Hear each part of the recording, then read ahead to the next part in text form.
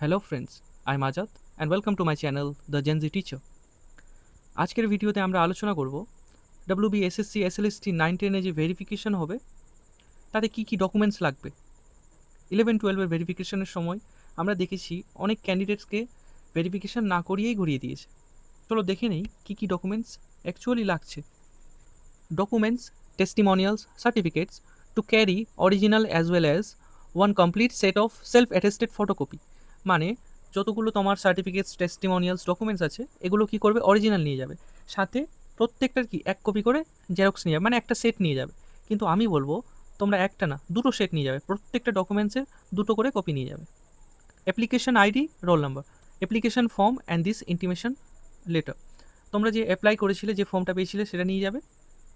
আর এই ইন্টিমেশন লেটারটা সাথে নিয়ে যাবে।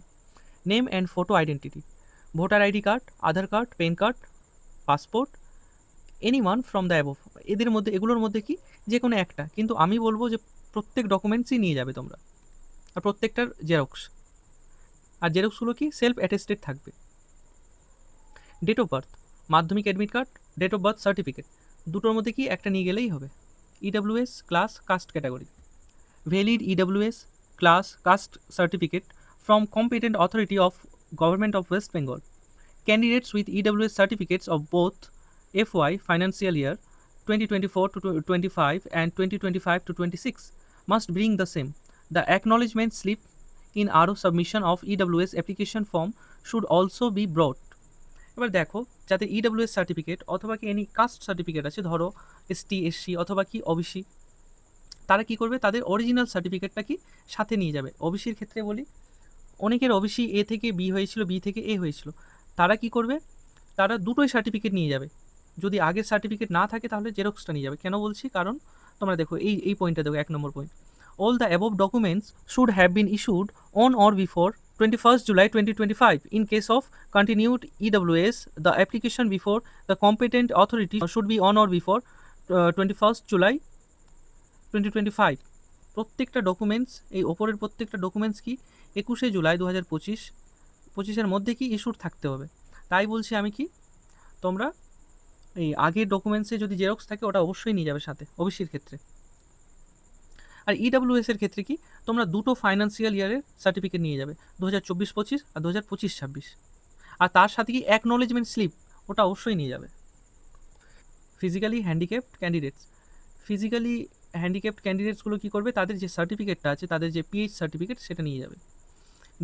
গ্র্যাজুয়েশন স্কোর, দেখো graduation marksheet, candidates with only grade score must show the conversion rule of the degree awarding university grade to percentage.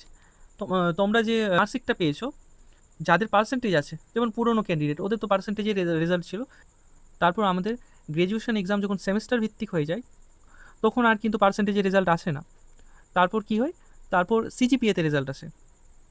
তো যারা সেমিস্টারে পরীক্ষা দিয়েছো, তাদের মার্কশিটটা দেখবে পেছনে সেই রুলটা লেখা থাকে। তাই যখন তোমরা মার্কশিটটা জেরক্স করবে, তখন দুই দিকেই, বোথ সাইডই কিন্তু জেরক্স করো। যদি বোথ সাইড জেরক্স না করো, বোর্ডে যারা বসে থাকবে ওরা কিন্তু একদমই ভেরিফাই করবে না, তখনই তারা ঘুরিয়ে দিবে। পোস্ট গ্র্যাজুয়েশন স্কোরের ক্ষেত্রেও কি সেম জিনিসই।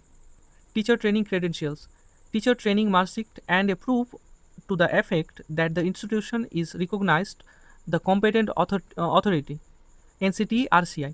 আচ্ছা, তোমরা যে কলেজ থেকে বা ইনস্টিটিউট থেকে বিএড করেছো, সেই কলেজ বা ইনস্টিটিউট যেন এনসিটি রিকগনাইজ থাকে, এটার একটা প্রুফ দিতে হবে। এটার জন্য কি করবে, যাদের কাছে এনসিটি OTPRMS সার্টিফিকেট আছে তারা সেটা দিবে। যাদের কাছে নেই, যারা অ্যাপ্লাই করতে পারেনি অনলাইন, তারা কি করবে, কলেজ থেকে একটা কি এনসিটি লেটার পাওয়া যায়, যেমন আমার কাছে আছে, 2-3 পেজের থাকে মোটামুটি, সেটা নিয়ে যাবে।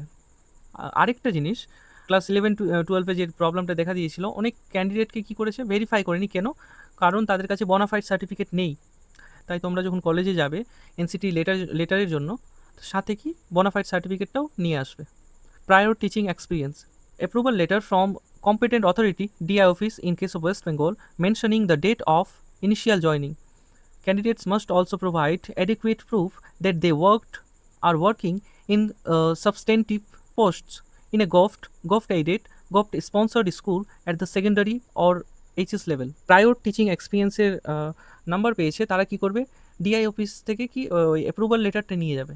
মানে তাদেরকে কি করতে হবে, প্রুভ করতে হবে যে তারা কোনো গভট স্কুলে বা govt aided or govt sponsored স্কুলে কাজ করেছে বা করছে। আর লাস্ট পয়েন্ট যেটা, এগুলো হচ্ছে কি, এগুলো হচ্ছে সেম, আগে আমি বলে দিয়েছি। এই যে এই পয়েন্টটা নোটিস করো, in case of the candidate is unable to attend the verification process due to unavoidable reasons like hospitalisation etcetera, he she may send a representative who should carry a duly issued authorization letter signed by the candidate wherein the signature of the representative is attested. Photo identity proof of the authorized person issued by government. All relevant items as mentioned above from point 1 to 6 in respect of candidate. মানে যদি ক্যান্ডিডেটটা কোনো কারণে attend করতে না পারে, বিশেষত যদি ক্যান্ডিডেটটা কি হসপিটালাইজড থাকে, তাহলে তার জন্য কি একটা রিপ্রেজেন্টেটিভকে ওরা পাঠাতে পারে। তাকে একটা কি লেটার লিখতে হবে, হ্যাঁ, আর ওই লেটারে তাকে সিগনেচার করতে হবে। সাথে সাথে কি লেটারটিতে রিপ্রেজেন্টেটিভেরও কি সাইন থাকবে বা অ্যাটেস্টেড থাকবে। আর সাথে কি ওই রিপ্রেজেন্টেটিভ কী করবে, নিজের ফটো আইডেন্টিটি নিয়ে যাবে, সে আধার কার্ড হোক, ভোটার কার্ড হোক, পেন কার্ড হোক, যে কোনো একটা। আর উপরের যতগুলো জিনিস বললাম, যতগুলো ডকুমেন্টস বললাম, এগুলো সে কী করবে, ক্যারি করবে। যাদের ডকুমেন্টস রেডি আছে তারা তো ওয়েট করো ভেরিফিকেশন ডেটের, কিন্তু যাদের ডকুমেন্টস রেডি নেই লেগে পড়ো। ঠিক আছে, আজকের ভিডিও এত দূরই। ভিডিওটি ভালো লাগলে চ্যানেলটি সাবস্ক্রাইব করো, ভিডিওটি লাইক করো আর শেয়ার করো।